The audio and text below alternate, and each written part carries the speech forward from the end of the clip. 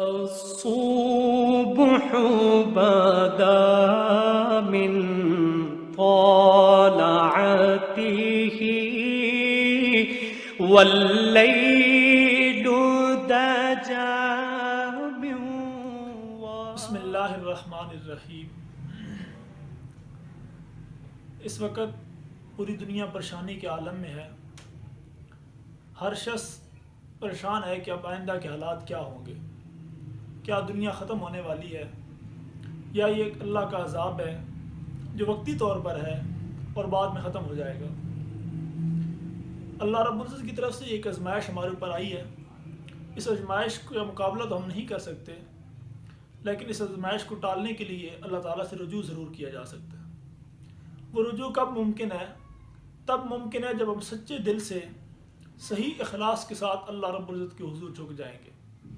ہماری نماز کا کیا عالم ہے، ہم نماز شروع کرتے ہیں اور دنیا جہاں کے خیالات ہمارے دل میں وسوسے ڈال دیتے ہیں، ہمارے دل میں آ جاتے ہیں۔ ہم کھڑے نماز میں ہیں، ہماری سوچ کاروبار میں ہے۔ ہم کھڑے نماز میں ہیں، ہماری سوچ گھر میں ہے۔ ہم کھڑے نماز میں ہیں، ہماری سوچ دوست احباب کے اندر ہے۔ حتیٰ کہ یہ الفاظ کہنے کے والے نہیں ہیں کہ ہم کھڑے نماز میں ہوتے ہیں اور ہماری سوچ گناہ کی طرف ہوتی ہے۔ اگر ہم ان سب چیزوں کو بھلا کر صرف اللہ رب العزت کو یاد کرنے والے بن جائیں صحیح اخلاص کے ساتھ اور اس کا ڈر اپنے دل میں پیدا کریں تو کوئی بعید نہیں کہ اللہ تعالیٰ ہماری توبہ بہت جلد قبول کر لیں گے۔ ہماری نمازوں کا یہ حال ہے، کہتے ہیں کہ کسی جگہ پر کوئی امام صاحب نماز پڑھا رہے تھے، انہوں نے نماز پڑھاتے ہوئے 3 رکعتیں پڑھا دی۔ جب نماز ختم ہوئی کسی شخص کو نہ پتہ چلا کہ نماز کی کتنی رکعتیں ہوئی ہیں۔ ایک شخص کھڑا ہوا اور اس نے کہا کہ حضرت آپ نے 3 رکعتیں پڑھائی ہیں۔ امام صاحب نے کہا کہ پوری مسجد خاموش ہے، آپ کو کیسے پتا کہ 3 رکعتیں پڑھائی ہیں؟ انہوں نے کہا امام صاحب دھیان تو میرا بھی نہیں تھا کہ 4 پڑھی ہیں یا 3 پڑھی ہیں، لیکن آپ عشاء کی نماز پڑھاتے ہیں، عشاء کی 4 رکعتوں میں 4 دکانوں کا حساب کرتا ہوں۔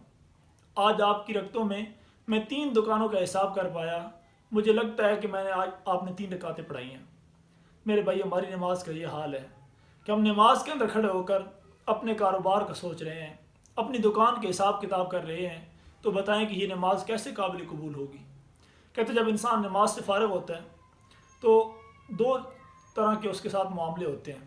ایک، اس کی نماز کو فرشتے آتے ہیں، پھولوں کی ٹرے میں سجا کر اوپر لے جاتے ہیں اور جاتے ہوئے نماز کہتی ہے کہ اللہ جی اس کے ساتھ ویسا ہی معاملہ کرنا جس نے میرے ساتھ معاملہ کیا۔